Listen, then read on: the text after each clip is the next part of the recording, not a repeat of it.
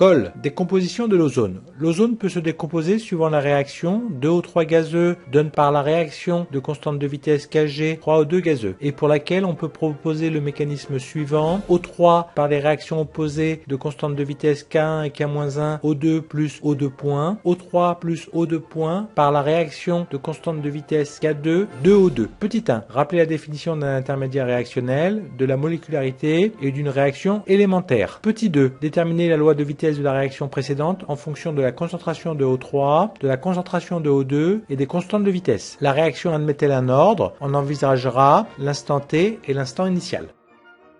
Petit 1. Un intermédiaire réactionnel, IR, est une entité de type radical libre ou ionique et correspond sur le profil réactionnel à un minimum local d'énergie. C'est une espèce isolable, détectable et très réactive, apparaissant difficilement lors d'un acte élémentaire et disparaissant facilement par un autre acte élémentaire. Après une certaine période, sa concentration est dans un état quasi stationnaire, AEQS, on peut appliquer le principe de Bodenstein, D de la concentration de IR sur dt est égal à 0. La molécularité d'une réaction est le nombre de réactifs, molécules ou ions participant à la réaction. Une réaction élémentaire est une réaction de faible molécularité, 3 molécules en présence au maximum, car les chocs polymoléculaires sont largement improbables avec la rupture et la formation d'un faible nombre de liaisons. Une réaction élémentaire suit la loi de Van 't Hoff. Les ordres partiels relatifs aux réactifs sont égaux au coefficient stoichiométrique et l'ordre global est égal à la molécularité de la réaction élémentaire. Petit 2. Méthode pour déterminer la vitesse globale de la réaction. Exprimer la vitesse globale de la réaction en utilisant la réaction globale de constante de vitesse Kg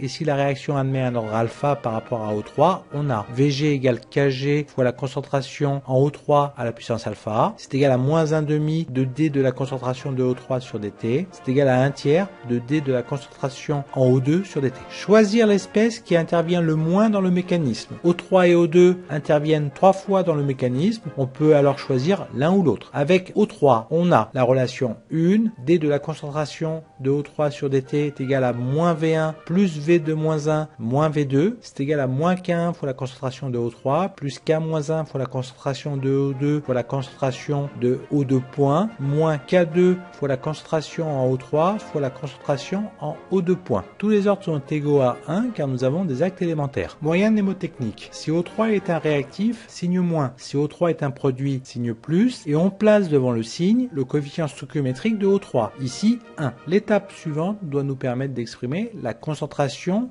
en O2 points. Écrire la EQS aux intermédiaires réactionnels. Ici, un seul IR. On a la relation 2. D de la concentration en O2 points sur dt est égal à 0, est égal à V1 moins V-1 moins V2. C'est égal à K1 fois la concentration de O3, moins K-1 fois la concentration de O2, fois la concentration de O2 points, moins K2 fois la concentration de O3, fois la concentration de O2 points. C'est égal à 0. Tous les ordres sont égaux à 1 car nous avons des actes élémentaires. Nous avons utilisé le même moyen mnémotechnique, mais cette fois-ci sur O2 points.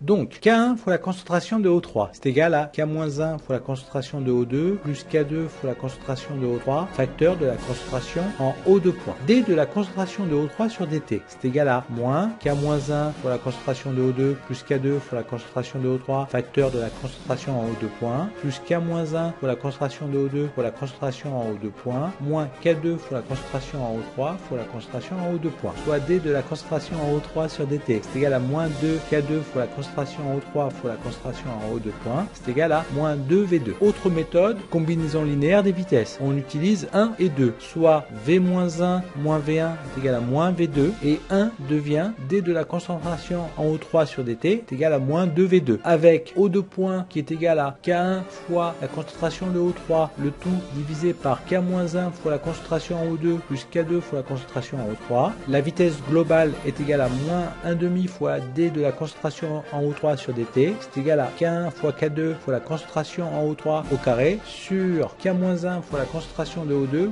plus K2 fois la concentration en O3. C'est une réaction sans ordre courant, mais à l'instant initial, si on introduit que de l'ozone, alors la concentration de O2 à l'instant initial est égale à 0, la vitesse initiale globale est égale à K1 fois la concentration de O3 à l'instant initial, d'ordre partiel initial égal à 1 par rapport à l'ozone.